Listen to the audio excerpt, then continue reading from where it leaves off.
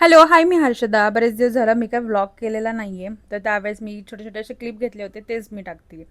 So बऱ्याच दिवसापासून मी साय गोळा करत होते आणि त्याचा एवढा मोठा लोण्याचा गोळा निघाला. खूप छान वाटलं त्याचं पाहून.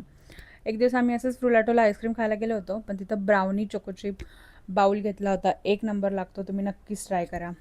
पावसाळा होता, तर भजी नाही खाणार असं होईल का? बिलकुलच नाही.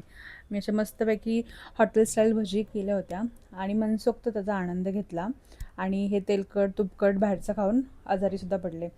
सो ऑफकोर्स डॉक्टरांची चक्कर झाली. हॉस्पिटलला 2-3 वेळा जाऊन देखील आले. डॉक्टरांनी स्ट्रिक्टली तेल तुपकट खायचं बंद करायला सांगितलं आणि थोडेसे फ्रूट्स ॲड करायला लावले आहेत खाण्यामध्ये. तर म्हटलं चला अननस मागवून बघूयात. ब्लिंकिटवरनं अननस मागितलं.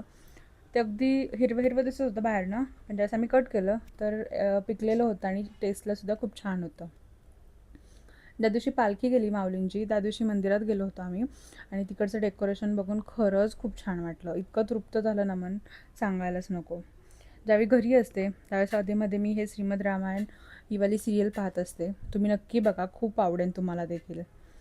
एवढं सगळं झालं, बरं नाही सगळ्या गोष्टी, पण बाहेरचं फिरणं, आईस्क्रीम खाणं आणि बाहेरचा पास्ता वगैरे खाणं, ह्या गोष्टी तर मी बिलकुल सोडलेल्या नाही आहेत. जैसे थी तशीच आहे मी.